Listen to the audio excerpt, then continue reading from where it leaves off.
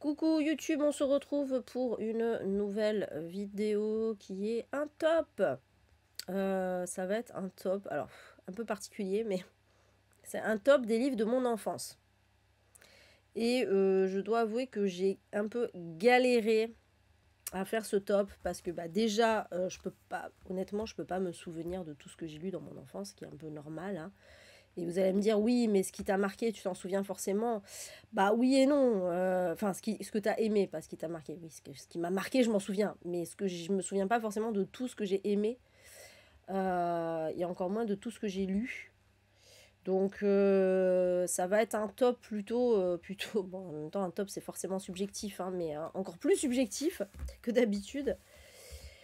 Et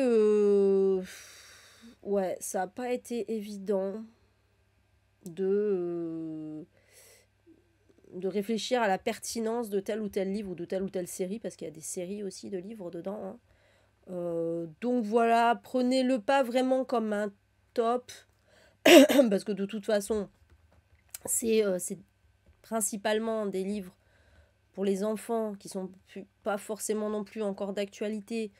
Donc c'est pas là pour vous donner des idées de lecture, j'ai envie de dire, hein, désolé. C'est plus un récapitulatif, on va dire, de ce que j'ai aimé lire, de mon enfance de lectrice, mon enfance et mon adolescence de lectrice. Voilà, alors c'est vrai que j'avais déjà fait un petit peu ce genre de truc dans les 10 livres qui ont marqué ma vie de lectrice, mais les 10 livres qui ont marqué ma vie de lectrice, c'était déjà, il n'y en avait que 10, et c'était pas que mon enfance, c'était même ma vie d'adulte. Donc, c'était pas. Voilà. Là, on est vraiment axé. Il y en a 25. On est vraiment axé sur l'enfance et l'adolescence. Et puis, il n'y a pas que. Ouais, il y a un peu de tout. Vous allez voir. Bon, écoutez, hein, je vous propose de regarder ça. Et, euh, et voilà. C'est période de Noël. Voilà. Ça ramène à l'enfance. Et oui, bah, c'est clair, Viviane. Il y a toujours qui nous reste de l'enfance. Voilà. C'est vrai, Steph, ton père notait tes lectures. Oh. Oh la chance, ça c'est trop bien, j'avoue. Moi j'aurais aimé. Moi j'ai commencé à noter mes lectures qu'il y a 8 ans en fait, qui à partir de 2016 quand je me suis intéressée à Booktube et tout ça. Et avant j'avais jamais noté quoi que ce soit, donc c'est clair qu'il y a énormément de trucs que j'ai oubliés. Alors après j'ai eu des périodes plus ou moins. Avant 2016 j'avais une période d'une dizaine d'années où j'avais pas lu, quasiment pas lu. Euh, et ouais, en fait, j'ai eu des hauts et des bas. Début 2000, j'ai énormément lu. Fin des années 90, je suis pas sûre. Enfin voilà, vous voyez, c'était en dents de scie. Donc, et même pendant mon enfance et mon adolescence, ça a été finalement un peu en dents de scie aussi, hein. Donc, let's go. Donc, je commence. C'est un peu par ordre alphabétique de titre ou de nom de série, hein. Donc, vous focalisez pas, il n'y a pas d'ordre et il n'y a pas non plus d'ordre chronologique. C'est un peu au pif, donc vous verrez petit à petit. C'est vrai que j'aurais pu mettre un peu dans l'ordre chronologique, mais mes tops, je les fais toujours par ordre alphabétique, donc j'ai laissé comme ça. Mais c'est pas grave, comme ça fera pas un récit linéaire non plus. Euh, En fait, là, je vais pas que parler d'Astérix, je vais parler des BD d'une façon générale, mais c'est vrai que Astérix, c'est la série qui aura le plus marqué mon enfance, tout simplement parce que euh, ma mère les achetait au fur et à mesure qu'ils sortaient, ou qu'ils étaient réédités. D'ailleurs, je pense qu'il y en avait qui étaient réédités, bref. Et en fait, à chaque fois qu'il y avait un nouvel Astérix, il fallait, pour que je puisse le lire, il fallait que j'ai une bonne note ou que j'ai fait quelque chose de spécial dans la maison. Enfin bref, voilà. Mais bon, comme j'avais toujours des bonnes notes et que j'étais une petite fille sage, je finissais toujours par obtenir mon Astérix. Et du coup, voilà, c'était l'événement. Voilà, c'était vraiment pour moi un événement que le nouvel Astérix. Et du coup, voilà, je me précipitais pour le lire. Évidemment, ça me prenait une demi-heure à tout casser pour le lire. Donc c'est assez frustrant parce que c'est le truc que tu as attendu des mois et puis tu, tu le torches en une demi-heure, une heure, quoi. Mais c'est pas grave. Et après, évidemment, je le relisais. Et en fait, les Astérix, donc alors, je les ai pas tous, parce que depuis, il y en a qui sont sortis et il y en a que j'ai acheté, pas d'autres. Mais en tout cas, jusqu'à donc pendant mon adolescence, voilà, je les ai eus jusqu'à, c'était quoi le dernier qui était sorti? truc d'Obélix, là. La galère d'Obélix. Enfin, un truc comme ça. Bref. 31, je crois. Un truc comme ça. Et donc voilà, je les avais tous et je les lisais et relisais sans arrêt, quoi. C'était un truc de fou.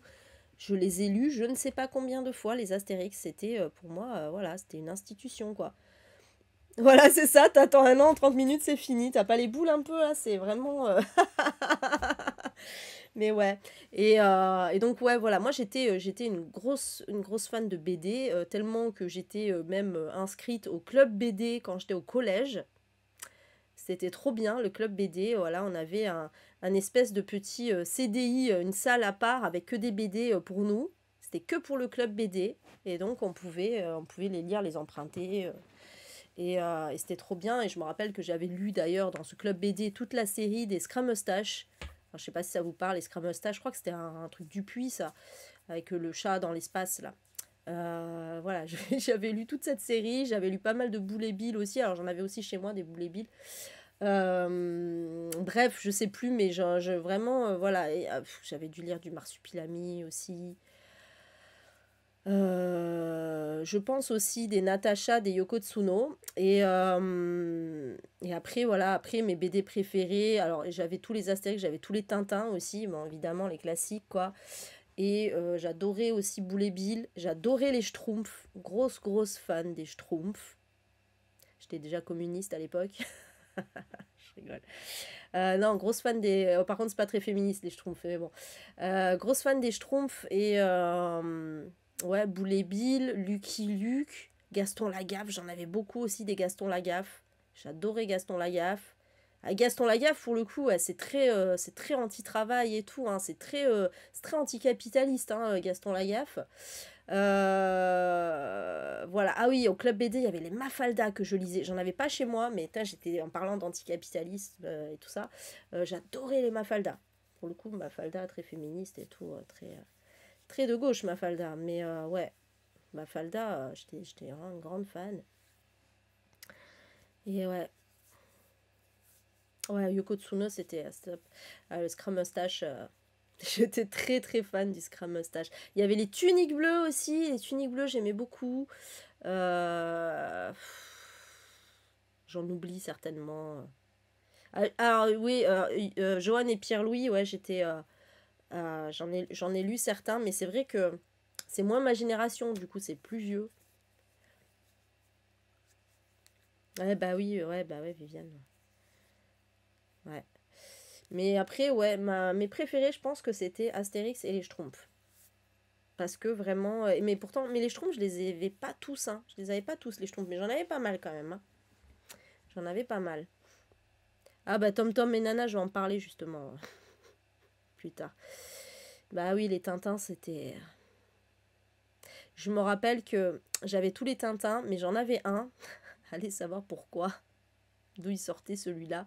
C'était... je crois que c'était On a marché sur la Lune. Il n'avait pas de couverture. En fait, la couverture avait été arrachée. La couverture, la quatrième couverture. Et donc, j'étais restée toujours avec celui-là qui n'avait pas de couverture. Depuis, je crois que je l'avais racheté, mais voilà. Monsieur et Madame, c'est pas des BD pour le coup. Là, c'est plus des albums illustrés, comme les Martines et tout ça. Un peu plus moderne, mais... Ouais, c'est vrai, Natacha, moi aussi, je crois que Astérix et Cléopâtre, c'était mon préféré. Et d'ailleurs, j'ai un gros souvenir de l'arrivée d'Astérix et Cléopâtre dans le foyer, en fait. Parce qu'allez savoir pourquoi, si je sais pourquoi c'était celui que je voulais le plus lire, parce que je crois que je devais avoir vu le dessin animé. Et j'étais très fan du dessin animé Astérix et Cléopâtre. Et du coup, quand la BD est arrivée, je fais ouh, j'étais trop contente de l'avoir, quoi. Ah ouais, c'est un de mes préférés, mes deux préférés des dessins animés Astérix, c'est euh, les 12 travaux d'Astérix et Astérix et Cléopâtre. Enfin, c'est clair, c'est clair. Donc voilà. Bon voilà, je vais pas rester 15 ans sur les BD, mais effectivement, j'étais une grosse BD-phile. Alors, je suis toujours un peu, mais c'est vrai que... Après, je suis plus passée au manga, et puis c'est vrai que maintenant je lis de façon un peu plus sporadique, on va pas se mentir. Mais quand j'étais petite, je passais mon temps à lire des BD. Quand j'étais jeune ado, je dirais, et au collège, quoi, et je les relisais et relisais sans arrêt, quoi. C'était un truc de fou, c'était une institution, les BD. Bref, voilà. Ah oui, et le menhir, comment il s'appelait? Bah, c'était la galère d'Obélix avec le menhir, justement. Bref, voilà pour celui-ci, enfin le Astérix. Ensuite, alors, rien à voir. Mais je vous avais dit quand j'avais fait, je vous l'ai redit depuis, mais quand j'avais fait la vidéo sur les 10 livres qui ont marqué ma vie de lectrice, et je vous l'ai dit souvent que moi je suis passée, quand j'étais petite, je suis passée du Club des 5 à Cimetière, hein, à Stephen King, hein, voilà, clairement, ça a été, ça a été un gap de fou. Et d'ailleurs, c'est marrant parce que le top, il va être très parlant par rapport à ça, hein. Ça a été vraiment un gap de fou dans ma vie de lectrice, c'est ça. Et ça a été à mon arrivée au collège, en fait. Et donc, Carrie, je l'ai lu quand j'étais au collège. Alors, je ne saurais dire en quelle classe j'étais. En fait, je me suis un peu enquillée tous les Stephen King du CDI, hein. Mais Carrie, il m'a marqué particulièrement, en dehors de Cimetière, hein, parce que je m'identifiais beaucoup à l'héroïne, en fait. Je m'identifiais beaucoup à l'héroïne parce que moi-même, j'étais victime de harcèlement scolaire et tout. Et du coup, c'est vrai que c'était assez cathartique comme livre, on va pas se mentir. Même si je ne rêvais pas de buter mes camarades, hein, faut pas exagérer non plus. Mais, mais voilà, c'est un livre quand même ouais, qui permet un petit peu d'être ouais, d'être un genre de défouloir, un genre de catharsis. Voilà. Mais en soi, j'étais très triste aussi. Finalement, la fin de carrière est très triste. Donc, mais voilà, c'est un livre qui m'aura marqué. Et même si il est pas dans mon top 3 je sais même pas s'il est dans mon top 5 de mes Stephen King préférés, mais c'est un Stephen King très important pour moi. Voilà. Ouais, j'ai mis la couve vintage. Alors, c'est une édition que j'ai aussi, hein, comme on a beaucoup d'éditions, mais voilà. J'ai fait exprès de mettre la couve vintage. Ouais, le film est très bon aussi, hein. Mais complètement, Nelly. Je vais y venir, ça, par rapport à ça, tiens, aussi. Non, nous, c'était au collège. Nous, c'était au collège. Ah là, je vous l'ai toujours dit, ah, c'était un camarade qui avait lu Cimetière et qui avait fait une fiche de lecture et ça m'avait donné envie de lire Cimetière. Ah oui, non, mais à l'époque, honnêtement, à l'époque, on va pas se mentir, hein, il n'y avait pas de... il y avait pas de problème à ce que les gosses lisent des trucs comme ça, quoi, hein. On était moins sur la défensive par rapport à ça, pour de bonnes ou de mauvaises raisons, j'en sais rien, mais en tout cas, voilà. Et c'est vrai qu'il y avait beaucoup de romans qui étaient catégorisés jeunesse, alors que c'était pas jeunesse du tout, hein. Clairement, clairement, clairement. Donc voilà. Ok. Donc voilà pour Carrie. Euh, Alors bon, bah celui-là j'en ai parlé, c'est vrai qu'il y en a, il va y en avoir 3-4 dont j'ai parlé la tier list. Ah oui, mais du coup sur YouTube, vous n'avez pas vu la tier list des classiques de la littérature jeunesse. Du coup, je peux en parler. Bon, voilà, Charlie et la chocolaterie, c'était un de mes livres préférés quand j'étais jeune, quand j'étais petite. Et j'adorais. Il y avait eu un film avant celui avec Johnny Depp, hein, aussi d'ailleurs. Mais ouais, j'étais très très fan de ce livre. Mais parce que ça faisait rêver, ça faisait rêver. Voilà, ce gamin avec tous ces bonbons, ces chocolats et tout ça. C'est sûr, voilà, tout le monde, tous les gosses qui ont lu Charlie et la chocolaterie avaient envie de se retrouver dans cette chocolaterie, clairement. Et en fait, ouais, bon, après, c'est un peu comme les malheurs de Sophie, dans le sens où ben, les gamins passage étaient punis. Et c'est vrai que moi, j'étais Moi, j'étais très sage, moi, je faisais jamais de bêtises. Du coup, je me sentais pas perturbée par le fait que il arrivait quand même des trucs pas très cool à ces gosses. Et que moi, dans ma tête, j'étais en mode, bah, ils l'ont bien mérité, hein. En vrai, c'est la morale est pas si ouf, mais bon, c'est pas grave. C'était quand même rigolo. Tu réponds, il y a un si grand décalage que ça, Kim? Tu réponds au truc que j'ai dit il y a au moins 10 minutes, là. Toi, tu rêvais de tous les éclater quand tu subissais du harcèlement. Bah, oui, mais entre leur casser la gueule et les buter, il y a quand même une marge, déjà. Ah oui, moi, j'ai toujours été gourmande, hein. Moi, de toute façon, c'est clair, j'ai toujours été hyper gourmande et voilà, moi, ça me faisait trop rêver, les chocolats, les bonbons, tout ça, hein, vraiment. Même si j'ai toujours préféré le salé, quand même. Voilà. Ouais, bah les malheurs de Sophie, je l'avais cité dans les 10 livres qui ont marqué ma vie de lectrice, parce qu'il m'avait marqué. Après, il n'est pas dans mon top, parce que c'est pas forcément mon livre préféré de tous les temps. Voilà, mais ça, j'en ai parlé aussi dans la tier list des classiques, c'est-à-dire que c'est un livre finalement qui m'a un petit peu traumatisée. Parce que, voilà, moi je comprenais pas pourquoi Sophie a continué de faire des bêtises sans arrêt. C'est pas qu'il m'a traumatisée, c'est il m'énervait en fait, ce livre m'énervait. Voilà. Parce que Sophie m'énervait, parce qu'elle faisait tout le temps des bêtises et après elle s'étonnait d'être punie. Et en vrai, quand on y pense à une analyse avec les yeux d'adulte, ce serait plutôt de dire bah, que en fait c'était finalement assez horrible les punitions qu'elle subissait par rapport aux bêtises qu'elle faisait. Mais bon, voilà, on va pas relancer le débat. Mais après, voilà, c'était un livre qui m'avait quand même. Que j'ai quand même lu plusieurs fois. J'aurais pu le mettre, hein, mais j'avais envie de mettre plutôt des livres qui m'ont fait rêver plutôt que, que des livres qui m'ont énervé. Voilà.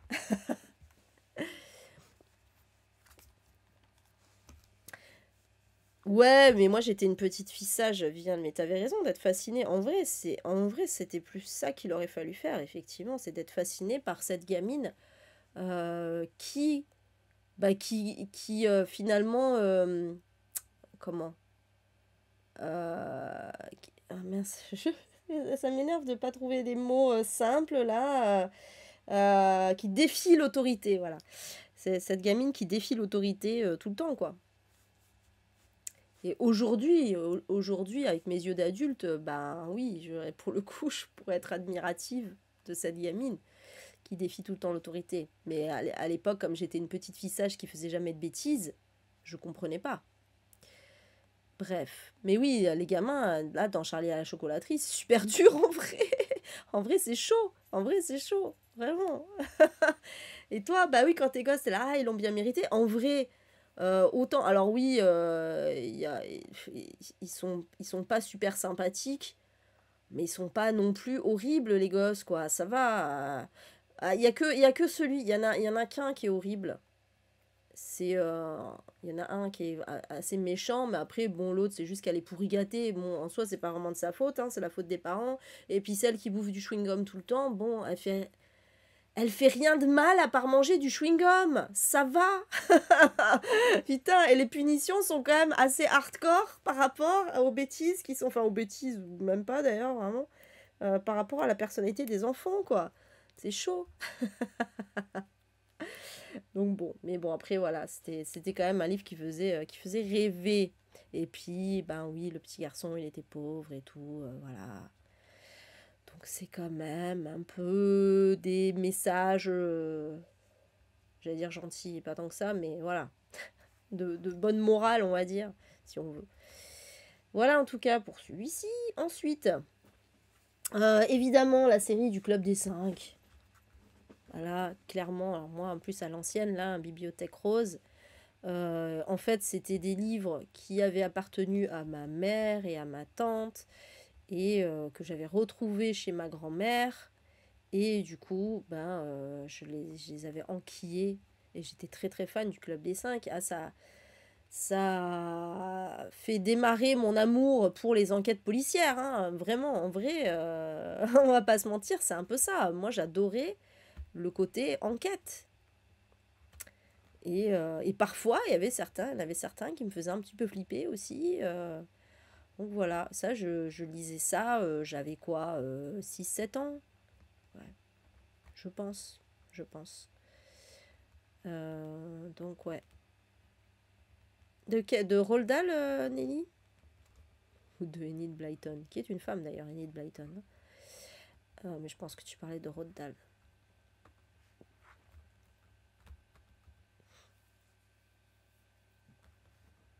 Ouais, le clan des sept. Alors, je l'ai pas mis le clan des sept parce que j'en ai beaucoup moins lu. Mais j'en ai lu aussi le clan des sept, ouais. Clairement. Mais moi, c'était vraiment Club des cinq. Et puis, j'étais team Claude. Bien sûr, le garçon manqué. Évidemment. Évidemment, le garçon. Qui est presque, finalement, quand on y pense, c'est un peu un garçon trans, en fait, hein, Claude. Hein. Parce que elle se fait appeler, ou elle se fait appeler par un prénom de garçon, parce que son vrai prénom c'est Claudine. Donc elle veut, alors Claude c'est unisexe, hein, mais c'est épicène, mais voilà, elle préfère Claude parce que justement ça peut faire garçon. Et elle s'habille comme un garçon, elle veut qu'on la traite comme un garçon. Moi je veux pas dire, mais voilà. Moi pour moi, Claude c'est clairement un garçon trans. Mais en tout cas, voilà, moi j'adorais c'était mon personnage préféré, Claude. Euh, Oui, Alice aussi, j'en ai lu quelques-uns. Chez ma grand-mère aussi, il y en avait. Mais pareil, j'en ai pas lu énormément. Mais c'était très bien aussi, ouais. Parce que j'en avais pas beaucoup. C'était surtout le Club des cinq. Le Club des cinq et Fantomette, mais je vais, je vais venir après. Donc, ouais. Oui, Claude, c'est féminin aussi. Mais sauf que, en fait, comme son prénom, c'est Claudine, elle se faisait appeler Claude pour que ça ait l'air plus masculin, tout simplement. Sinon, elle aurait gardé Claudine, Fanny. C'est pas un argument, ça, Claude, c'est féminin. Non, c'était vraiment pour ça, parce que ça pouvait être un prénom de garçon et ça lui plaisait plus. Mais vraiment, clairement, Claude, c'était la gamine qui faisait tout comme les garçons, quoi. Mais ouais. Donc voilà. Ah, ils vont faire une série, le Club des cinq. Ah oui, mais je crois qu'on en avait déjà parlé il y a quelque temps, ouais. Je vais pas ouvrir le lien parce que sinon ça va me faire ramer, mais voilà. Bref, ensuite, euh, alors j'ai gardé ça. J'ai hésité à le mettre en fait, mais j'ai hésité à le mettre. Alors c'est pas celui-là en particulier, hein, c'est juste parce que j'ai trouvé cette couverture en bonne qualité, mais la série des délits, en fait, c'était ma mère qui en avait. Et moi, c'était à une époque où j'avais que dalle à lire. Vraiment, j'ai eu une époque un petit peu, ben, ouais, dans mon adolescence où j'avais pas grand-chose à lire. Alors, j'empruntais au CDI, mais au final, au CDI, à part les Stephen King, il n'y avait pas grand-chose qui m'intéressait. Et, euh, et c'est vrai qu'à l'époque, en fait, voilà, j'y viens, parce qu'on le disait tout à l'heure, il n'y avait pas de young adult, il n'y avait pas de littérature pour adolescents, en fait. Ça n'existait pas, enfin, ou presque pas. Je vais vous montrer un exemple un peu plus tard, mais ça n'existait quasiment pas. Et du coup, bah, c'était compliqué en fait. Hein. Moi, j'ai eu ouais, un début d'adolescence un peu compliqué parce que effectivement, je n'avais pas, déjà, j'avais pas de modèle de lecture à part ce que pouvait lire ma mère, qui était finalement en plus une lectrice assez classique, quoi. Voilà, c'était un peu comme la mère de Séverine, c'était soit des thrillers, soit des trucs d'amour, quoi. Voilà, hein, c'était plus ou moins ça. Du coup, ouais, j'avais ça. Et en plus, je suis même pas sûre que c'était à ma mère. Je pense que c'était même peut-être à ma grand-mère, j'en sais rien. Mais du coup, bah, je lisais ça. Après, j'en garde pas un souvenir impérissable non plus. C'est plus le souvenir de m'être dit j'ai que ça à lire en fait, c'est plus ça. Et après, voilà, il y avait des histoires que j'aimais bien. Bon, c'était des histoires d'amour, alors c'était très Honnêtement, c'était très vieux jeu, hein, c'était ultra vieux jeu, hein, c'était comme les Harlequins, on va pas se mentir, mais bon, mais voilà, c'était pour la blague, je l'ai mis, mais en vrai, ouais, fut un temps où j'avais pas trop de choix de lecture, clairement. Donc voilà pour Delhi. Bon, ça, c'était pareil, comme Charlie et la chocolaterie, c'est un de mes romans phares de mon enfance. Pareil, qui me faisait énormément rêver, c'était Émilie et le crayon magique. En plus, moi, quand j'étais petite, j'aimais beaucoup dessiner. Donc, d'imaginer un crayon magique qui faisait vivre, parce que c'était ça le pitch, en fait, c'était Émilie, c'était une gamine qui dessinait, et en fait, un jour, elle trouve un crayon magique, alors je ne sais plus par quel truchement, hein, mais le crayon, en fait, tout ce qu'elle dessinait, ça prenait vie. C'est trop bien, c'est trop bien comme concept. Voilà. Et du coup, j'étais tellement fascinée par ce livre, je l'ai lu des tonnes de fois aussi, et voilà, moi aussi, je voulais un crayon magique. C'est des livres c'est des livres qui ont aidé à faire travailler mon imagination aussi, hein, quelque part. Voilà. Moi, j'ai toujours, enfin, adulte beaucoup moins, mais j'ai toujours été une enfant créative, en tout cas. J'adorais écrire, j'adorais inventer des histoires et écrire des trucs marrants. Enfin, bon, bref, voilà. Et du coup, ouais, c'est vrai que ça a aidé beaucoup à faire travailler l'imagination, quoi. Steph. Donc, ils ont fait un film dans ce genre. Harold et le crayon violet. Je connais pas du tout. Et c'est pareil, c'est un crayon qui fait vivre. On n'a que 4 ans d'écart. Pourquoi j'ai l'air vieille ou parce que je suis une gamine? Ça veut dire quoi? Je sais pas comment je dois le prendre. Mais bref, ouais, voilà. Donc ça c'était un des livres que j'adorais quand j'étais petite. Je sais même plus comment j'ai eu ce livre en fait. Et est-ce que je l'avais vraiment ou est-ce que je l'avais emprunté au CDI? Est-ce que je me souviens le lire quand j'étais au collège non, je devais être plus jeune que le collège là. Je sais plus. Je m'en rappelle plus. Merci pour ton abonnement, Nat. Ah, tu connais pas. Ah ouais. Quand il a un personnage de son livre, le téméraire Harold peut donner vie à tout ce qu'il souhaite d'un simple trait de son crayon violet magique. Ah oui, effectivement, c'est un peu le même délire. Sauf que là, Émilie et les crayons magiques, c'est dans la vraie vie. Ouais, c'est étonnant que tu connaisses pas Steph, mais ouais, moi, c'était un livre phare à l'époque. Hein, vraiment. Bon, bref. Bon, voilà pour celui-ci. Bon, Fantomette, évidemment, ça c'est classique aussi. Et pareil, je les lisais en même temps que le Club des 5.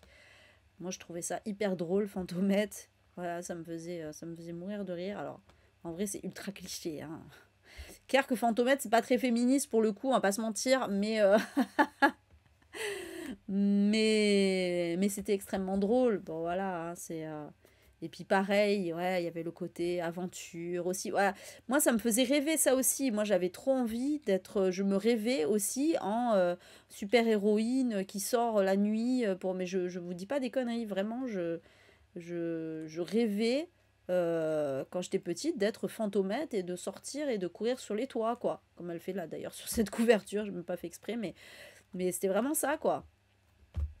Je, je, je me rêvais là-dedans, quoi. Donc voilà, ça m'a fait. Fantomette m'a fait passer d'excellents moments quand j'étais petite. Hein, Et c'est marrant parce que voilà, ça, c'est des souvenirs de chez ma grand-mère. Je lisais ça quand j'allais chez ma grand-mère. Et, euh, et voilà, c'était des bons souvenirs à l'époque. Mais c'est intemporel un peu, hein, le Club des 5, Fantomette et tout. Alors maintenant, c'est un peu modernisé, quoi, mais ça reste des trucs intemporels.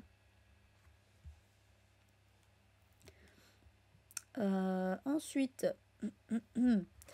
bon, alors, comment passer de Fantomette à Hitchcock d'un coup? Alors ça, c'était les lectures de ma mère.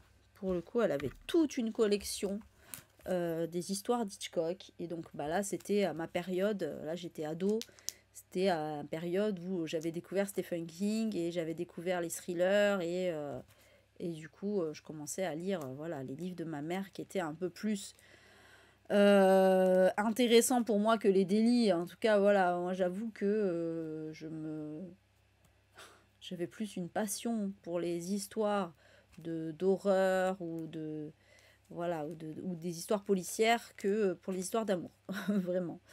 Mais j'adorais les histoires d'Hitchcock.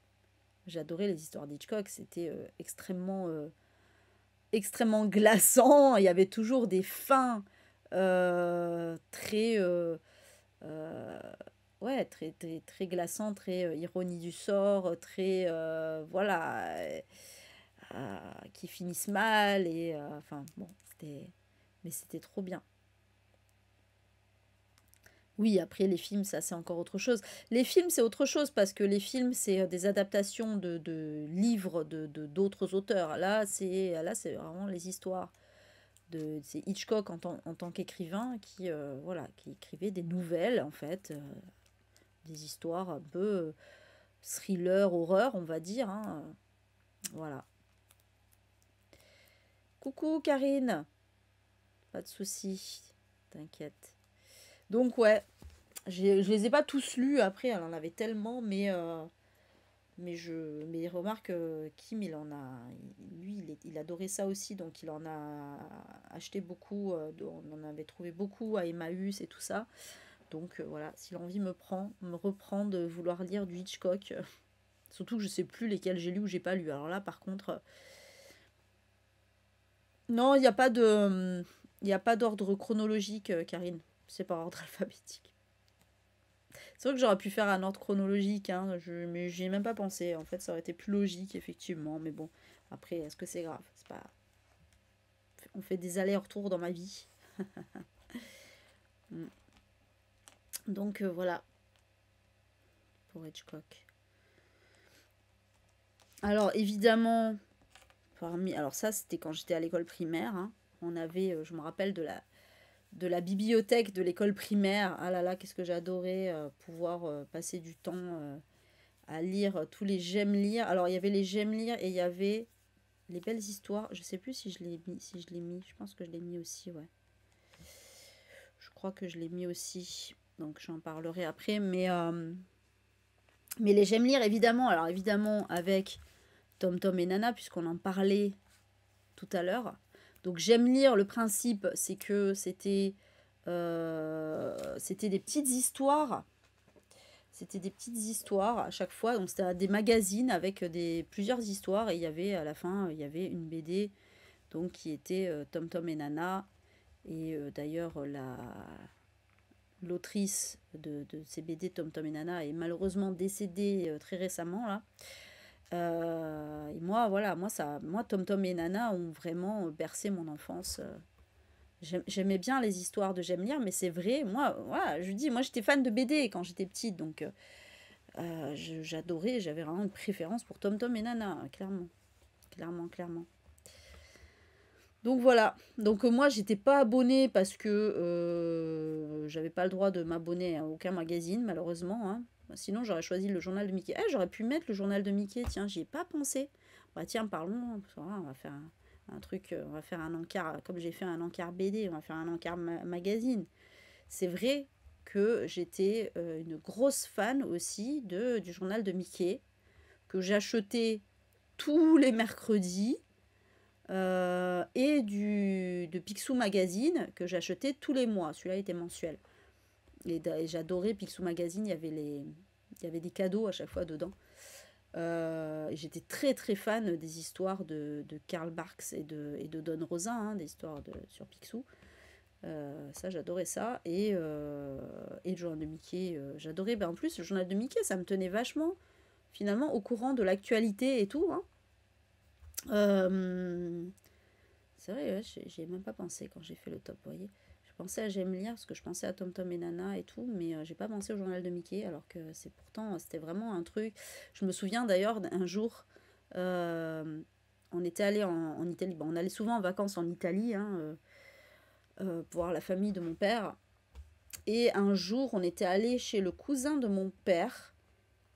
Et je me souviens que j'étais tombée sur une intégrale de Journal de Mickey. En fait, il faisait des intégrales où il y avait plusieurs numéros du Journal de Mickey. Je sais pas si vous voyez comment ça se présente, mais bref, j'étais tombée là-dessus. Et j'avais eu le droit de l'emprunter pour le lire. Et là, pour moi, c'était le jackpotissime, quoi. C'était vraiment le truc, waouh! Tout plein de... Il devait y avoir, je sais pas, une dizaine de numéros du Journal de Mickey. J'étais à fond, quoi. Je suis là, mais la belle vie.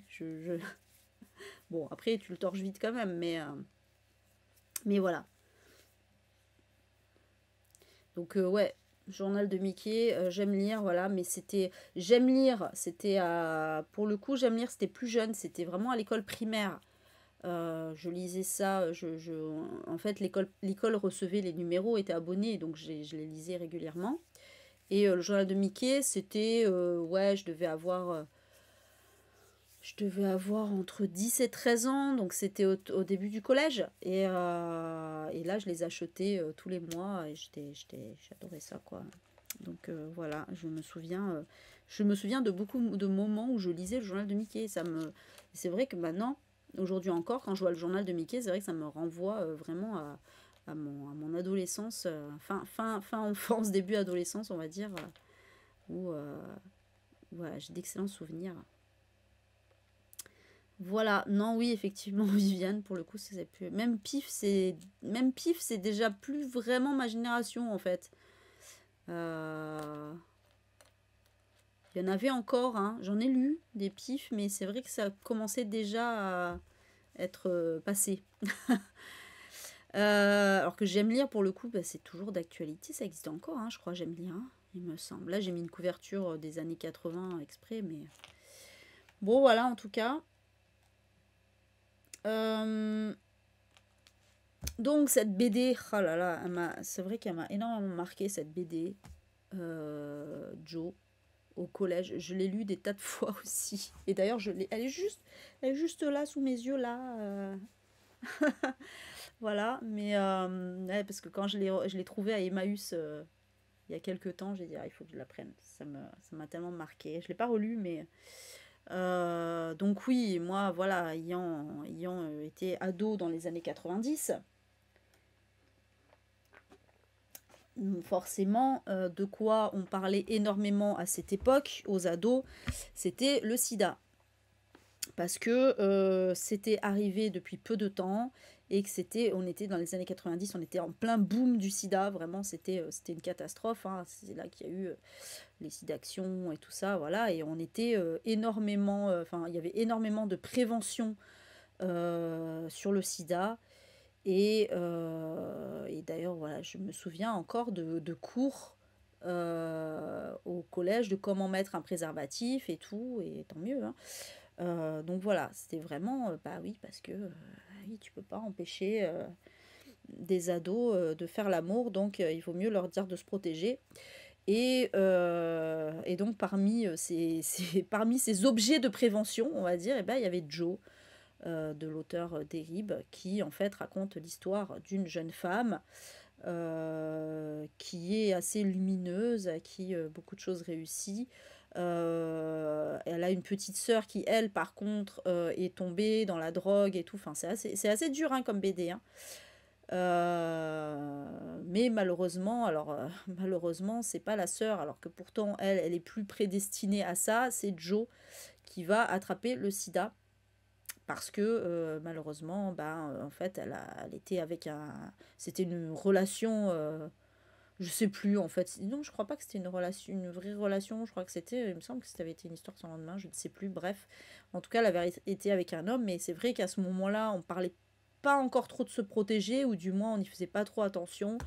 Et évidemment, elle apprend que cet homme a le sida, et donc ni une ni deux, elle va elle-même faire le test et découvrir qu'elle est séropositive. Et du coup, c'était ultra hardcore comme BD, on va pas se mentir. On avait ça au collège. Mais franchement, je peux vous dire que ben ça m'a bien... oui, ça a bien fait son boulot de prévention sur moi. Ah, c'est sûr que là, j'avais pas envie de toucher à la drogue. J'avais pas envie de coucher. Bon, après, moi, j'ai pas couché avant. En vrai, j'ai pas couché avant 19 ans. Moi, voilà, je suis restée vierge très longtemps. Peut-être c'est à cause de Joe, hein, ça m'a peut-être traumatisé, je ne sais pas. Mais voilà, en tout cas, et puis surtout, voilà, j'ai jamais eu envie de le faire sans me protéger. Donc, clairement, je pense que ça a fait son boulot. C'est vrai, Karine, on n'avait pas du tout les mêmes lectures. Bah ouais, bah, comme quoi, hein. Après, ça c'est franco-français, hein, donc voilà, hein. Mais, euh, mais ouais, t'as eu les mêmes cours au collège et l'intervention d'associations pour sensibiliser au sida, mais t'as jamais lu Joe. Bah franchement, faut lire Joe. Voilà, donc nous, ouais, on avait cette BD au collège, tout le monde la lisait, c'était... et les dessins sont sublimes, hein. Franchement, c'est vraiment une excellente BD. Moi, je suis contente, justement, qu'il l'ait mis au collège, parce que ben c'était extrêmement important, quoi. Voilà. Mais c'est dur comme BD, je vous le dis comme ça. C'est franchement, ouais. Je l'ai lu plusieurs fois parce que j'adorais et en même temps, je m'en remettais pas à chaque fois. C'est ça le pire. J'étais traumatisée, mais je la lisais quand même. C'est ouf. Bon, bref. Ensuite, on revient encore en arrière. Donc ça, c'était l'école primaire, hein. Voilà, La Belle Histoire du Prince de Motordu. Ah là là, j'étais très très fan de ça.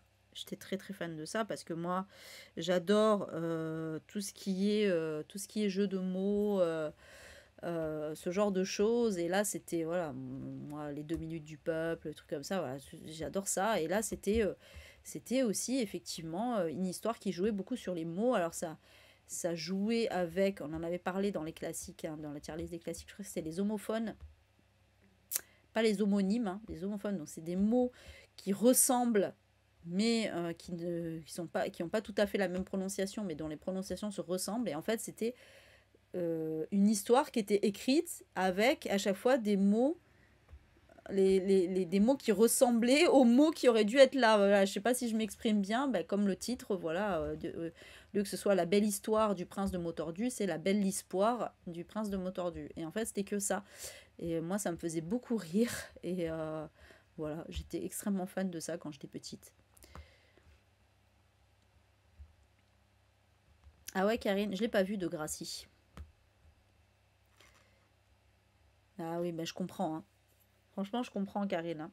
Non, mais c'est vrai que le sida, à notre époque, ça faisait ultra flipper, hein. Ça faisait ultra flipper, hein. Et, et moi, à aucun moment, c'est vrai que d'avoir lu Joe, je me disais, ben oui, ça peut m'arriver à moi, ça peut arriver à n'importe qui. Bref. C'est plein de jolies paraphrases formelles et sémantiques. Merci pour les mots savants, du coup. Mais oui, oui, non, c'est clair, hein, le prince de Motordu, ouais, c'était vraiment super drôle. Et voilà, donc ça fait partie des livres que j'adorais, mais que j'avais pas chez moi, que je voulais absolument avoir chez moi. Je me souviens, j'avais trop envie d'avoir le livre chez moi, mais malheureusement, je devais me contenter de le lire à la bibliothèque. C'est triste, hein. D'ailleurs, en vrai, je suis même pas sûre, quand j'y pense, que je l'ai lu en entier, dans le sens où, ben déjà, on pouvait pas trop, voilà, lire longtemps et tout ça. Et en plus, je me rappelle qu'on avait surtout des extraits en classe, je me souviens. Et du coup, c'est pour ça que je rêvais d'avoir le livre pour pouvoir le lire en entier, en fait. Donc voilà, je vais le mettre dans ma wishlist pour pouvoir enfin le lire entièrement. Mais ouais, j'ai l'impression que j'ai ce souvenir-là, en tout cas, de rêver d'avoir le livre parce que justement, j'avais jamais la possibilité de le lire entièrement. Voilà. Ah oui, Viviane, bah oui, forcément. Voilà pour celui-ci. Bon, alors, on repart dans mon adolescence. Du coup, ouais, j'ai fait des allers-retours, c'est bien. Ouais, alors ça, j'en ai déjà parlé aussi, mais c'est un roman que j'ai lu quand j'étais ado et qui m'a fait ultra flipper. Je pense que c'est le roman qui m'aura le plus fait flipper dans ma life. Alors évidemment, Aujourd'hui, avec mes yeux d'adulte, peut-être que ce serait pas la même chose. Mais quand tu lis ça, je sais plus quel âge j'avais exactement, mais j'étais au collège. Bah oui, parce que c'était mon époque, c'était ma période Stephen King. Et je pense d'ailleurs que j'avais dû l'emprunter au CDI aussi, celui-ci. Oui, oui, oui, on avait ça au CDI du collège, bah oui. Parce que pourquoi pas. Mais je vois que ça, parce que c'était pas ma mère qui le lisait pour le coup, et après, ben, voilà, j'avais pas d'autres possibilités, donc ça devait forcément venir du CDI du collège, comment dire que ouais, je flippais, et en plus, je me souviens, mais je devais être, je pense que là, je devais au moins avoir 14 ans quand même, c'était un peu plus tard. Mais je me souviens que je savais qu'il y avait un film, je savais qu'il existait un film, et puis, du coup, je me disais, mais... Parce que moi, dans ma tête, un film adapté d'un livre, c'était forcément exactement la même chose que le livre, vous voyez. Et donc, du coup, il y avait des scènes tellement hardcore dans le livre que j'étais là, mais je pourrais jamais regarder ça en film. Alors qu'évidemment, vous vous doutez bien que ce qui est décrit dans un livre n'est pas ce que l'on voit dans un film. J'ai notamment, c'est fou, hein, une scène qui m'a énormément marquée. C'était peut-être parce qu'il y a des animaux. Mais à un moment, il y a un personnage, je ne sais plus qui d'ailleurs, qui est poursuivi, je pense que c'est le héros, hein, qui est poursuivi par des chiens. Et en fait, il traverse la grille d'un cimetière ou un truc comme ça, je ne sais plus, il saute par-dessus, bref. Et en fait, les chiens essayent de faire pareil. Et il y en a un qui carrément s'empale sur la gorge sur un pic, quoi. Et et je me souviens de cette scène, je pense que c'est à cette scène-là, je pense pas, je sais, c'est à cette scène-là où je me suis dit, mais je pourrais pas voir ça dans un film en fait. Parce que moi, dans ma tête, il y aurait forcément cette scène-là dans le film. Alors que, bien évidemment que non. Mais ouais. Donc voilà. Et puis, encore une fois, je raconte cette anecdote. Je sais, je pense que je l'ai racontée un milliard de fois aussi, mais on sait jamais. Est-ce que je l'ai déjà dit sur YouTube? Je ne sais pas. L'anecdote qui veut que quand je lisais ce livre, souvent quand je lisais, j'écoutais, enfin j'écoutais, j'avais la radio en fond. Et, euh, et à un moment du livre, je pense que c'était une scène assez flippante. À la radio, il y avait une chanson d'Elton John, I'm Still Standing, qui est quand même une chanson assez pump it up, hein, voilà. Sauf que du coup, je l'ai associé, mon cerveau l'a associé au livre, à la scène. Je sais plus quelle scène c'était par contre, mais je me souviens que c'était un moment qui était assez flippant, assez en tension. Et mon cerveau l'a associé directement. Et en fait, à chaque fois, pendant des années, à chaque fois que j'entendais la chanson d'Elton John, ça me faisait flipper. Voilà, réflexe de Pavlov. Ah, maintenant, ça le fait plus. Ça y est, mon cerveau a compris que I'm Still Standing, c'était pas flippant. Et je pense que j'ai fini d'être immunisée quand il y a eu, c'était quoi, le truc Tous en scène, le truc avec les animaux, comédie musicale, là, film d'animation qui était vachement bien. C'était vachement bien ça. Et à la fin, ils font un spectacle sur I'm Still Standing. Et du coup, bon bah, autant vous dire que ça a totalement exorcisé la malédiction, c'est plus du tout le même délire. Je pense que là, ça y est, ça a achevé. Mon cerveau, il a enfin fait la séparation. C'est bon. Et voilà. Mais en tout cas, un livre qui m'aura vraiment marqué, La malédiction de David Seltzer. Oui, parce que je dis le titre à la toute fin. Les gens qui écoutent sans regarder l'image, je dis bon. Alors, on repart. On repart loin. Loin, loin. On va zoomer un peu.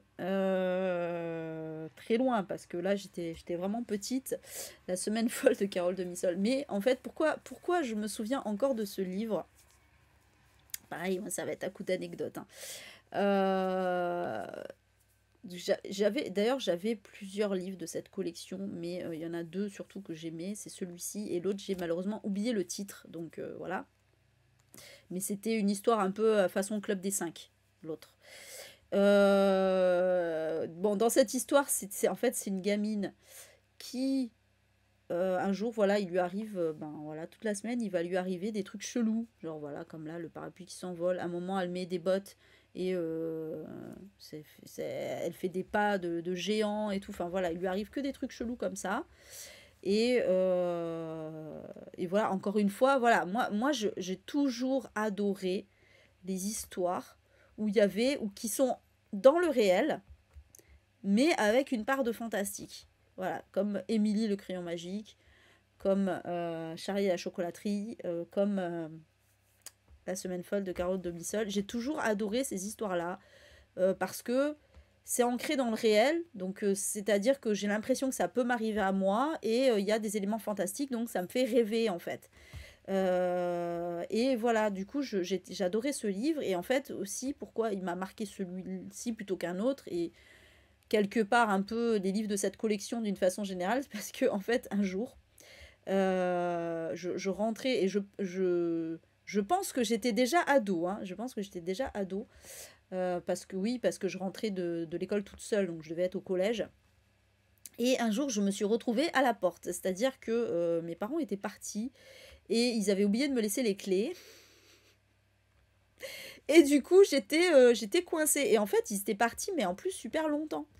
Et à l'époque, on n'avait évidemment pas de portable, rien. Donc, ils ne savaient pas du tout que j'étais à la porte. Bon, en plus, ils n'étaient pas joignables, hein, parce que je sais pas où ils étaient, en course ou j'en sais rien. Donc, dans tous les cas, bah voilà, pas de portable, tu peux rien faire, quoi.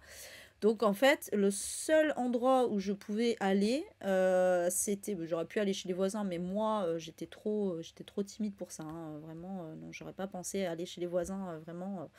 Donc, en fait, on avait un garage qui était plus ou moins, qui est toujours d'ailleurs plus ou moins aménagé en studio, en fait.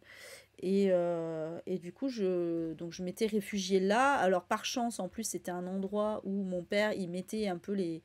Il mettait des trucs apéro, des chips et tout ça. Je sais pas, on avait un placard, en fait, dans le garage, quoi. Il mettait ça là. Donc, du coup, j'ai pu me nourrir avec ça. Et en fait, j'avais retrouvé, du coup, dans un carton, ou je ne sais où, ou peut-être qu'il y avait une bibliothèque, j'en sais rien, et j'avais retrouvé donc ces livres-là. Et du coup, comme je me faisais chier, que j'avais rien à faire, bah du coup, j'avais relu tous les livres de cette collection. Voilà, c'était la petite anecdote. Alors que bon, c'était plus de mon âge du tout, mais c'est pas grave, mais j'avais kiffé. Il se moque de moi, l'autre. Et voilà, tout en bouffant les chips de mon père. Alors évidemment, mes parents ils se sont confondus en excuses quand ils sont revenus et ils m'ont pas engueulé d'avoir bouffé les chips, hein, vous vous doutez. Mais, mais voilà, c'est marrant, c'est vraiment un truc dont je me rappelle de fou, quoi. C'est c'est incroyable. Donc voilà, mais c'est vrai que je me rappelle particulièrement de La semaine folle de Carole de Bissol, parce que ça me faisait un petit peu rêver quand même, hein, tout ce qui lui arrivait. Je sais plus, j'ai dû y rester peut-être 2 heures, quelque chose comme ça, 2, 3 heures. Donc forcément, j'avais faim et je m'ennuyais. Donc j'ai mangé des chips et j'ai lu, et j'ai lu La semaine folle de Carole de Bissol et d'autres histoires de la même collection qui étaient restées dans le garage. Voilà, voilà. Ensuite, bon, celui-là, évidemment, Marcel Pagnol, moi j'avais lu hein, la trilogie La gloire de mon père, Le château de ma mère, Le temps des secrets, mais mon préféré, c'était toujours, et pareil pour les films, c'était Le château de ma mère. Et j'adorais le livre, en fait j'adorais, pareil que le film, hein, mais pourquoi? Parce que j'aimais beaucoup le moment en fait où ils refont toujours le même trajet là ils doivent faire un trajet là pour aller dans leur chez eux là ils passaient toujours au même endroit et tout ça. J'aimais beaucoup, je sais pas pourquoi, j'aimais cette répétition comme ça de ce trajet à chaque fois. Je sais pas, j'étais plus marquée ouais par le château de ma mère que par la gloire de mon père et le temps des secrets d'ailleurs encore moins même. Mais ouais, j'aimais beaucoup ce livre. Et j'ai vu plusieurs fois les films aussi, hein. Mais c'est vrai que mon préféré, c'était Le château de ma mère. Voilà. Donc j'ai mis Le château de ma mère. Et Voilà, d'ailleurs, on les voit là sur le bord. Voilà, c'était vraiment le truc qui marquait là, ce petit trajet qu'il fallait faire. Alors, il fallait ouvrir telle porte, etc. Enfin, je sais pas, j'aimais beaucoup ces moments-là du trajet. Voilà. Après, j'ai jamais vu ni lu. Si, j'ai vu Manon des Sources, mais c'est tout. Après, en dehors de ça, j'ai pas vu d'autres Marcel Pagnol, ni lu d'autres Marcel Pagnol. J'avoue. Ça manque certainement à ma culture. Donc, mais bon. Voilà. Parce que ceux-là, c'est les plus enfantins, en fait. Il y a ça aussi. Hein. Gloire de mon père, Le château de ma mère, Le temps des secrets, c'est la trilogie plus enfantine, quoi. Les autres, ils sont plus adultes. Ah oui, forcément. Après, voilà, Fanny et César, c'est plus adulte, même Manon des Sources. Hein. Bon, voilà pour celui-ci. Donc, les belles histoires, j'en parlais tout à l'heure. Alors, ça, c'est pareil, ça faisait partie. J'ai failli ne pas le mettre d'ailleurs, mais bon, je l'ai laissé pour avoir un top 25.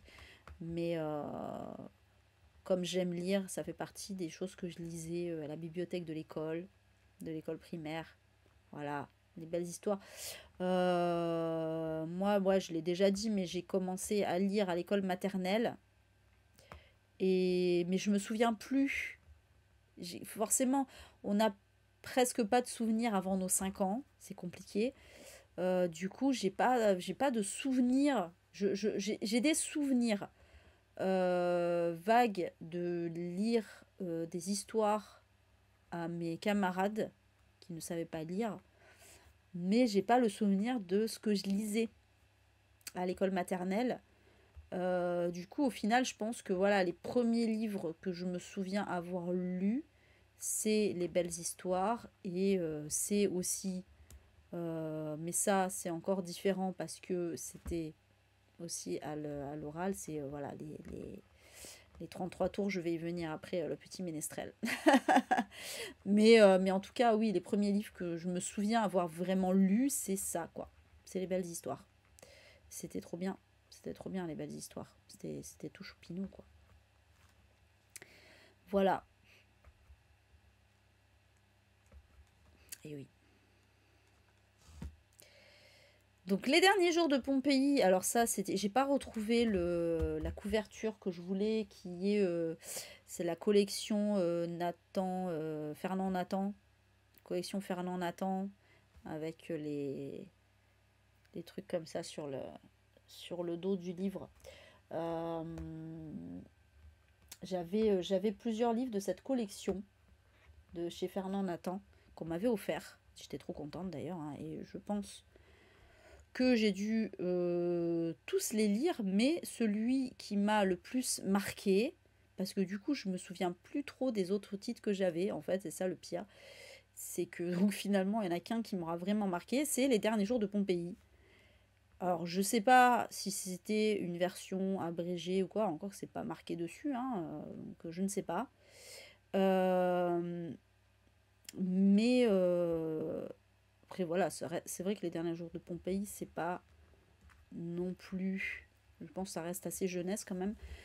Mais vraiment, j'avais adoré cette histoire. Voilà, j'avais adoré cette histoire. Et d'ailleurs, au point que je m'en rappelle, donc d'ailleurs, c'est un des rares livres où je vais me souvenir, à part quand c'est dans le titre du livre, où je vais me souvenir du prénom du héros, de l'héroïne.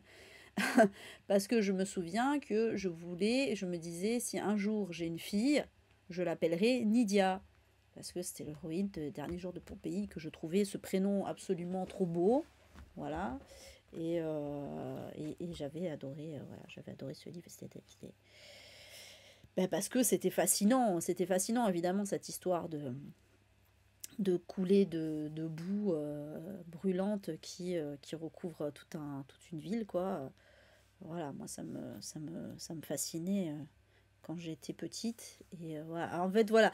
Non, mais c'est là qu'on se rend compte de la personne. J'étais toujours fascinée par les histoires. Voilà, soit c'était les histoires qui faisaient rêver avec des trucs de magie, des éléments fantastiques, mais toujours ancrés dans le monde réel. Soit c'était des histoires terribles avec des morts. Voilà. Donc bon, bah déjà, bon bah voilà, hein, dernier jour de Pompéi, quoi. Ce qui était intéressant, c'était que tout le monde meurt. Non, en vrai, c'était beau. Après, il y a une histoire d'amour et tout dedans aussi. Bon, bref, voilà. C'était bien les derniers jours de Pompéi. Ensuite, bon, alors, j'étais pas autant fan que Kim.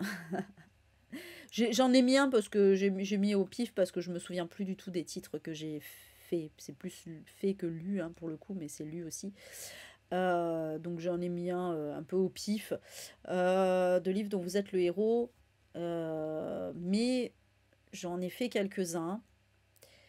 Alors, c'était du coup des livres que j'empruntais à la bibliothèque, donc du coup je n'écrivais pas dedans, je faisais bien l'intention, et je me souviens que j'écrivais, voilà, sur du papier, j'écrivais bah, tous les trucs que je faisais, quoi, et je me souviens que je m'amusais, voilà, j'étais déjà une rôliste dans l'âme avant l'heure, c'est-à-dire que je faisais même ma fiche de personnage, voilà, je m'étais créé, j'avais même dessiné, je dessinais même mon personnage, voilà, tel que je l'imaginais et tout ça. Et donc, il y avait souvent, on avait des stats. C'était un jeu de rôle, hein, c'était un jeu de rôle, mais en livre. Et voilà, moi, j'adorais ça, c'était trop bien.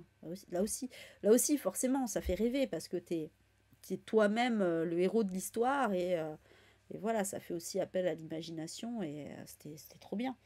C'était trop bien. Et donc, j'en ai pas fait énormément. J'ai dû en faire deux ou trois. Mais non, mais suffisamment pour que ça m'ait marqué.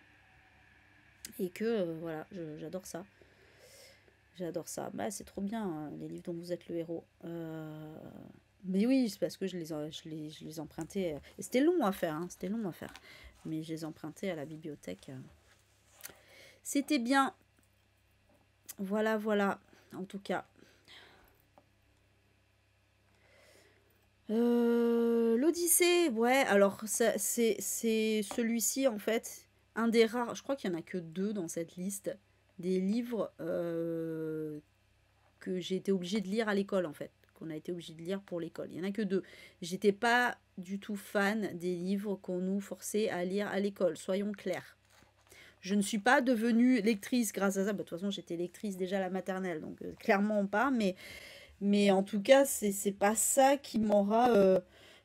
Même, j'ai même envie de dire qu'en fait, les livres qu'on était forcés à lire, ça me faisait passer l'envie de la lecture, en fait. C'est terrible. C'est terrible, mais je me souviens que, bah, justement, au lycée, je lisais beaucoup moins qu'au collège. Pourquoi? Parce que, en fait, on avait des livres, c'est bon, les confessions de Rousseau, tout ça, ça me passait envie de la lecture et voilà, ça me dégoûtait un petit peu la lecture. Et du coup, ouais, je lisais beaucoup moins. J'ai des souvenirs d'aller au CDI, euh, au lycée, mais c'était plus pour lire des livres.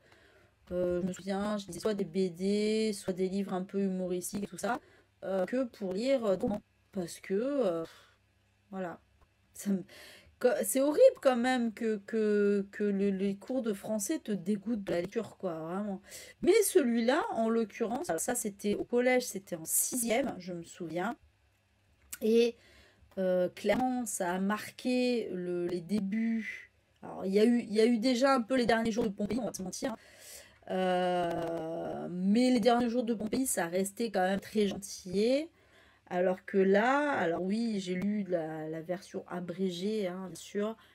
Mais n'empêche que c'était quand même assez trashouille. Et j'ai vraiment de gros souvenirs, notamment de la fin, quand il vient et qui bute tous les prétendants de Pénélope. Bon, autant vous dire que c'est assez sanglant. Ça m'avait beaucoup marqué. Mais j'avais surkiffé. Voilà, bah oui, il y avait du sang, des morts. C'était ultra cool. Et d'ailleurs, voilà, après, il y a de l'écho. Ah, ça lag. C'est vrai que je vois que mon CPU là, enfin non, mes FPS ils sont très très bas. Désolée si ça lag. C'est pas le... Non, c'est pas le... C'est pas le micro, hein. C'est pas le micro, c'est mon... Attendez, qu'est-ce que je peux fermer là? Mais je peux rien fermer, c'est ça le problème. C'est OBS qui déconne. Désolé. Désolé. Ça lag toujours. Donc ouais, du coup, voilà. Du coup, ça, c'est vrai que... Ah ouais, ça coupe un peu. Salut Kitoun. Ah, c'est chiant. Ah, c'est remonté là. Ça va peut-être aller mieux. J'espère, hein. J'espère. Je pense que c'est peut-être un petit problème de connexion là, à mon avis, hein. Je pense que c'est un problème de connexion. Donc ouais, voilà, l'Odyssée, ouais, ça a marqué un petit peu mon envie de... Ça a commencé à, voilà, à me donner envie de lire des trucs un peu plus, un peu plus hardcore. Et ben après, c'est là, c'est peu de temps après, justement, où voilà, j'ai écouté une fiche de lecture d'un camarade qui avait lu Cimetière. Et là, je me suis dit, il faut que je lise Cimetière. Voilà. Et là, ça a été le début de mon amour pour Stephen King. Bref, mais du coup, ça, je vais en parler. Oui, c'est con parce que du coup, peut-être en parler quand tu auras Cimetière. C'est trop tard, j'ai tout spoilé maintenant. Bref, le petit Nicolas, bon, bah alors ça, je l'ai lisé au collège aussi pour le coup. C'était pas quand j'étais petite, j'étais déjà ado. Mais pareil, je les empruntais tous au CEDI du collège. Tous les petits Nicolas, puisqu'il y en avait plusieurs. Coucou Rose, comment ça va? Ah ok. Ah oui, ça revient. Désolé, hein, désolé pour Je pense que c'est la connexion, mais pourtant j'ai pas de paquet perdu et tout, je sais pas. C'est juste les FPS qui ça lag un peu quoi. Désolé, c'est un peu chiant. Ça va et toi? J'espère que ça va revenir. Je peux pas faire grand chose, hein. Ah ouais, tu as lu Petite. Ouais, moi je l'ai découvert sur le tard, le petit Nicolas. Comment je l'ai découvert d'ailleurs? Je ne sais plus. Je sais plus du tout. Et en soi, c'était pas, voilà, c'était pas ma génération, le petit Nicolas, parce que clairement, on suit un gamin dans les années 60, hein, voilà, c'était l'époque où il y avait les écoles pour filles, les écoles pour garçons, ils avaient des blues, voilà, c'était vraiment cette époque-là.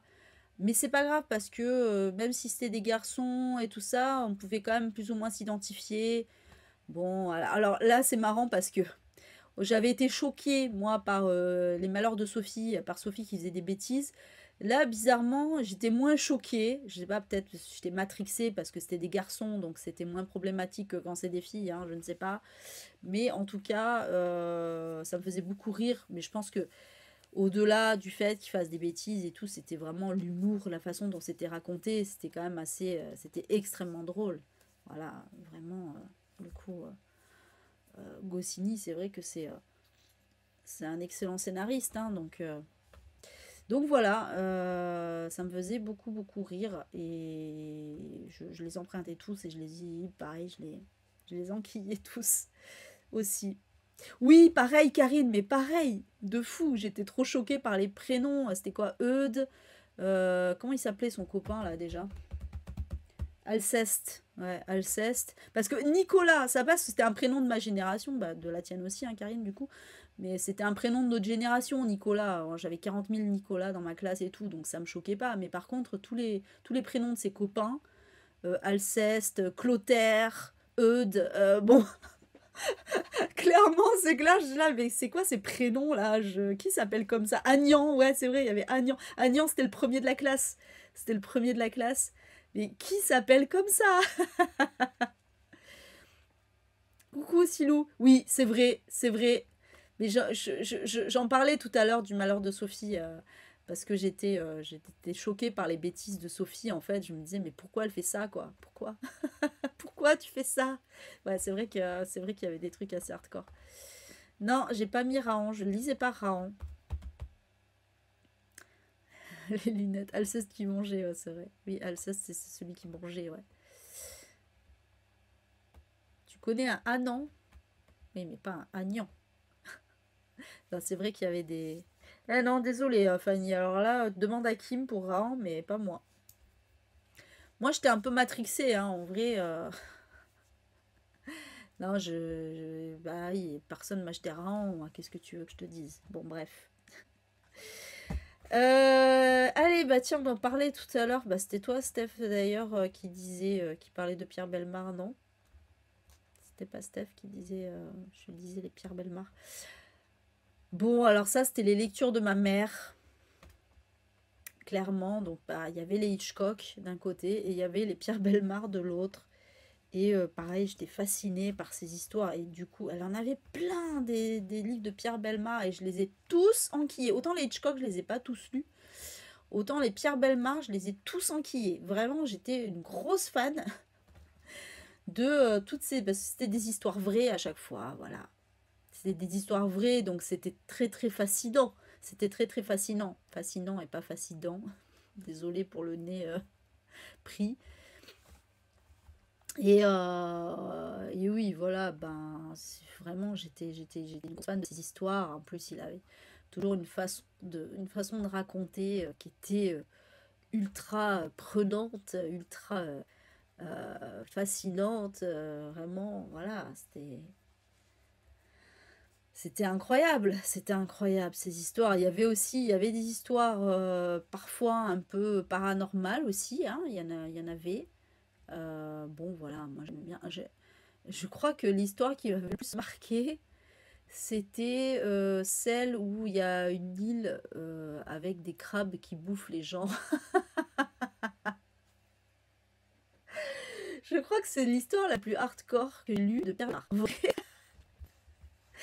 Et voilà, c'est vrai que c'est peut-être ça qui m'a le plus marqué, les crabes qui bouffent les gens. Mais ouais. Ouais, c'est ça, c'était un peu les premiers true crime, parce que c'était raconté de façon très évidemment grandiloquente, très voilà, toujours un peu dans l'exagération du truc, hein, bien sûr, c'était typique de Pierre Bellemare. Ouais, c'est vrai, Silou, t'en as encore quelques-uns. Mais bon, c'était passionnant, quoi. C'était passionnant. Donc voilà. Voilà pour Pierre Bellemare, toujours avec Jacques-Antoine, hein, quasiment, hein, en fait, je pense que c'est Jacques-Antoine qui écrivait, et Pierre Bellemare, il ramenait ses histoires, quoi. C'est plus ou moins ça, hein, je suppose. Voilà. Ouais, c'est clair que Kim, il faut qu'il fasse son top, hein. Il faut qu'il fasse son top aussi, hein. Ça serait bien, hein. Moi, je pense qu'il aurait même plus de trucs intéressants à dire que moi, honnêtement. Bon, et donc, voilà, le fameux cimetière. Mais du coup, j'ai déjà tout raconté sur le cimetière.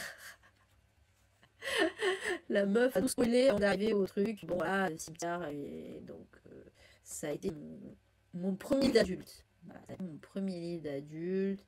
Et donc, pour raconter l'anecdote complète, hein, même si je l'ai déjà fait, je pense, euh, un jour, en fait, donc on était en sixième, hein, voilà.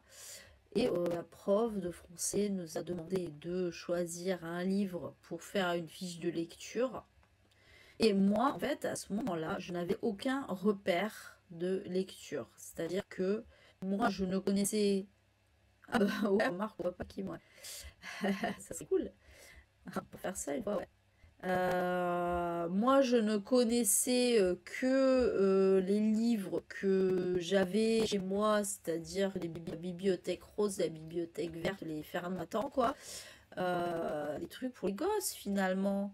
Et du coup, j'avais aucun modèle de lecture, rien du tout. À ce moment-là, ma mère, elle lisait pas vraiment de romans. C'est venu plus quand j'étais ado. J'ai pas souvenir où elle lisait des romans, mais qu'elle considérait que j'étais trop petite pour les lire. Je pense que c'était plutôt ça, à mon avis. Donc du coup, j'avais pas vraiment de repère. Et j'avais décidé de lire Crème Blanc. Parce que ben, il y avait une histoire de cheval, tu vois, un animal, ça me plaisait. Donc voilà. Sauf que Crème Blanc, évidemment, c'est un truc vraiment pour les enfants, quoi. Et en fait, la prof de français avait carrément convoqué mes parents pour leur dire c'est pas normal que à 10 ans, parce que j'avais un an d'avance, qu'à 10 ans, elle lise encore, votre fille lise encore Crayon. Et du coup, ben, moi j'étais, en fait, je comprenais pas trop parce que Voilà, c'était des modèles de lecture que j'avais. En plus, j'avais commencé à lire extrêmement jeune. Et je pense que ma mère a dû être un peu choquée aussi parce que bon, elle m'a appris à lire, voilà, j'étais à la maternelle et tout ça pour qu'au final on me dise que je suis en retard sur mon âge, quoi. Donc, je suis un peu attardée en fait. Tu dis des trucs elle dit des trucs pour les grands, pour les petits, quoi, ça craint. Bref. Et donc du coup, la prof m'avait conseillé, elle m'a dit bon écoute, tu vas t'écouteras les lectures de tes camarades et tout ça, et voilà, pour voir ce qui t'intéresse. Bref, et donc justement, quand les camarades ont fait leur fiche de lecture, je crois même pas que j'avais le crème blanc au final. Vraiment, je crois pas que je l'avais lu au final. Je sais plus exactement ce qui s'est passé à ce moment-là. Bref, toujours est-il que à un moment, voilà, j'ai un de mes camarades. Ah, ça lag trop. Putain, c'est chiant. Je suis désolée. Pourtant, j'ai redémarré avant, donc je pense que c'est vraiment la connexion, mais je peux rien faire de plus. Là, je pense pas que ça vienne du PC, je pense que ça vient vraiment de la connexion. On a une mauvaise connexion ce soir, ça peut arriver des fois. Donc, désolé. Non, pas du tout, je sais pas ça dit non. Ah oui, c'est vraiment ça lag vraiment alors, hein. Parce que là, je viens de raconter pendant 10 plombes l'anecdote. Ah non, ça va, dis ça, parce que j'ai eu peur, parce que j'allais dire, putain, si je raconte depuis le début que je suis au collège et que tu dis non, c'est vraiment... Ouais, putain, c'est chiant que ça lag, chuté. Bon, bah, écoutez, tant pis, que je... Mais le son, ouais, j'imagine que le son est pas non plus... Faudrait que je vois, parce que la dernière fois, c'était pareil, et au final, j'ai pu quand même sauver le son. Donc, je pense que je sauverai le son, je continue pour sauver le son de l'enregistrement. Et voilà, au pire, vous regarderez le replay. Je suis en accéléré. Ça, c'est parce que ça lag trop et que après ça rattrape en fait. Donc je disais, donc voilà, en écoutant du coup un camarade parler de cimetière, je me suis dit, wow, ça a l'air trop intéressant comme histoire en fait. Enfin, en fait, ça me fascinait parce que c'était un truc horrifique. Et du coup, j'ai décidé de l'emprunter ni une ni deux. Je me suis jetée sur Cimetière pour l'emprunter au CDI. Et bah oui, ça a été la révélation. Ça a été vraiment une révélation de fou. Parce que je... non seulement je l'ai bouffé, mais après je me suis enquillée de fucking qu'il y avait au CDI, quoi. Carrie, Charlie, Christine, tous les trucs en C. Marche-rêve. Voilà, il y en avait quelques-uns.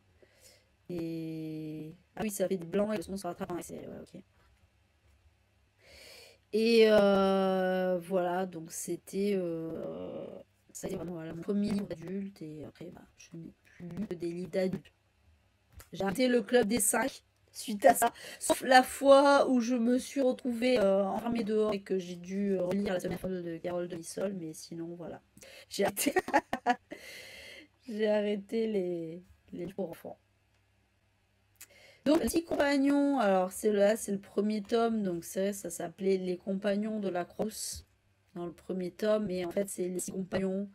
Ça fait partie avec le Club des 5 et Fantomètre, des trucs que j'ai bouffé, mais ça allait un peu plus tard. Club des 5 et Fantomètre, je lisais ça quand j'avais 6-7 ans chez ma grand-mère. Les 6 compagnons, c'était un tout petit peu plus tard. Mais pareil, parce que c'était la bibliothèque verte, mais pareil, j'ai bouffé, j'adorais les 6 compagnons. Alors là, par contre, c'était que des garçons, je crois, il me semble. Mais j'étais fan de leurs aventures. Alors c'est très lyonnais, hein, c'est très lyonnais, hein, les 6 compagnons. Beaucoup d'expressions lyonnaises et tout dedans. Mais voilà, ça fascinait, voilà. Donc j'adorais les histoires policières, hein, j'adorais les histoires policières, les enquêtes et tout, voilà. J'étais très très fan de cette série également. Le clan des 7, j'en ai très peu. Mais là, c'était vraiment le club des 5, les 6 compagnons et Fantomètre, c'était mes préférés. Alors, je disais tout à l'heure, voilà, que on avait très peu de littérature pour adolescents à cette époque-là. Et du coup, ça rame, donc effectivement, dans le compagnon, bon, c'est pas grave. on avait très peu de littérature pour adolescents à cette époque-là. Et donc, du coup, ben, voilà, je devais faire avec ben, voilà, les Stephen King et d'autres livres un peu du même acabit et les livres de ma mère. Et un jour, je me souviens, j'étais allée à la bibliothèque de mon village. Et je sais pas si c'était la première fois que j'y allais, mais en tout cas, voilà, j'étais tombée, et à la bibliothèque de mon village, j'étais tombée sur une série. Alors, c'était pas celle-là. Celle-là, j'y suis venue, mais c'était quand même. Elle était aussi, hein, celle-là, à ce moment-là. Mais j'ai commencé d'abord par la même autrice française qu'elle, s'appelait Sally, avec une jeune adolescente qui il arrive des histoires de cœur, des histoires d'adolescentes, voilà. Typique. Et puis, j'ai découvert les jumelles de Sun Valley. Et là, voilà, j'étais à fond parce que j'étais une jeune ado et que, ben, comme toutes les ados, je commençais à m'intéresser aux garçons aussi. Donc, forcément, j'avais aussi envie, intrinsèquement, même si je préférais les Stephen King, j'avais aussi un petit peu envie de lire ce genre de trucs. Voilà, on va pas se mentir. Et du coup, bah, je me suis bouffé tous les empruntés à chaque fois. Il n'y avait pas ça au CD collège, hein. C'était que à la bibliothèque municipale. Bisous Rose. Salut Ziggy. Désolé, t'arrives en plein problème. Pardon. T'arrives en plein problème de connexion, hein. Du coup, bah, faudra regarder le replay sur YouTube, je pense. Désolé. Donc ouais, et en fait, voilà, je me suis enquillée tous les épisodes de cette série Sun Valley. J'adorais ça. Et j'ai découvert, il y a très peu de temps, qu'en fait, c'était une série à succès aux États-Unis, qui s'appelle d'ailleurs les jumelles de Sweet Valley, et pas de Sun Valley, mais c'est ça, hein, parce que c'est la même autrice et que c'est les mêmes héroïnes. Oui, ça par moment, je pense que là, ma connexion avec Astro, désolé. Et du coup, ouais, voilà, j'ai découvert ça récemment. C'était en fait une série à succès. Bon, voilà, c'est classique truc pour ados, hein. Mais, euh, mais voilà, n'empêche, ça m'a un petit peu marqué les histoires. Et d'ailleurs, c'est à partir de ce moment-là que j'ai aimé les histoires jumelles. Sur ça, voilà, c'était vraiment le cliché de, il y avait la jumelle sage et la jumelle un peu durée. Du coup, ouais, désolé, mais tant pis, vous regarderez le replay sur YouTube. J'essaie de sauver ce que je peux sauver. La dernière fois, ça avait marché, donc voilà, désolé vraiment pour la connexion. Voilà. Donc voilà pour celui-ci. C'est l'avant-dernier. Bon, bah évidemment, voilà, ça c'était un de mes tout premiers livres. Quand j'étais à la maternelle, j'adorais les histoires. Ah oui, c'est vrai, Karine. Ah oui, du coup, il y a un gros décalage, hein, désolé. Il y a un gros décalage. Je crois que Karine n'a pas marqué ce balai encore. C'est la catastrophe, ça me fait la même chose que le jour où j'avais eu le bilan lecture aussi, c'était pareil, hein.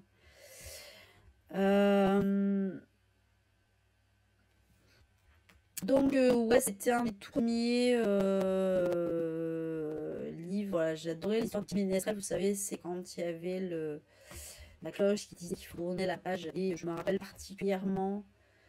J'entends rien de rien. Okay. Je me rappelle particulièrement du vilain petit canard. Parce que c'était. Encore une fois, parce que je m'identifiais un petit peu aussi bien petit canard, même si je suis toute petite, mais voilà, cette histoire m'avait beaucoup plu. Et voilà, c'est resté mon histoire préférée du petit ménestrel. Et le dernier, ben évidemment, c'était le deuxième livre de la liste que j'étais obligée de lire à l'école et qui m'avait vraiment plu, parce que c'était une histoire dure et c'est vrai que j'étais fascinée et horrifiée par ce personnage de Poche, le maire absolument horrible. Et en fait, ça, je me rends compte vraiment que voilà, les histoires que j'aime, j'ai failli mettre aussi Sa Majesté des Mouches. Je pense que j'aurais pu le mettre. Voilà, les histoires un peu glauques, voilà, je pense que ça me fascine plus que les Balzac. Ou, voilà, moi, j'ai fasciné par l'histoire. Et puis en plus, avec des héros qui sont. Alors non, aussi, c'est pas le cas, mais pour Sa Majesté des Mouches et pour Philippe Pérouin, les héros sont des enfants et auxquels on peut facilement identifier. Ouais, clairement, ça m'a fasciné. Ça m'a fasciné. Alors là, en plus, c'est très réaliste, Viper au point. Donc, c'est vrai que tu as tendance à t'identifier au héros qui subit des horreurs de la part de sa mère. Bon, voilà, hein, clairement, c'est un livre qui m'aura marqué. Et Sa Majesté des Mouches aussi, mais là, c'est encore une autre histoire. Mais déjà, c'est fascinant de suivre des gamins qui sont tout seuls, sans adultes, etc. Et en plus, bah oui, tu vois un peu toutes les histoires un peu glauques qui se passent. Bon, forcément, quand ça te terrifie autant que ça te fascine, quoi. Voilà, en tout cas, pour ce petit top, voilà, en tout cas, une rétrospective un peu dans le désordre des livres de mon enfance et de mon adolescence. Bon, en espérant du coup que le replay pourra être sauvé, vu que la connexion est catastrophique. Merci en tout cas, je vais dire au revoir à YouTube déjà, après je sais pas si ça va changer quelque chose. Merci en tout cas d'avoir suivi cette vidéo et on se retrouve pour un bilan lecture. Prochaine vidéo, bilan lecture. Bon, il n'y aura pas beaucoup de livres par contre, donc ça sera un petit bilan. Mais ça sera même un petit bilan un peu choupinou d'ailleurs. Hein, voilà, petit bilan de Noël, hein, ça va bien. J'espère que vous serez au rendez-vous en tout cas. Et j'espère que la vidéo vous a plu. Et je vous dis donc à une prochaine. Merci, bisous. Miaou.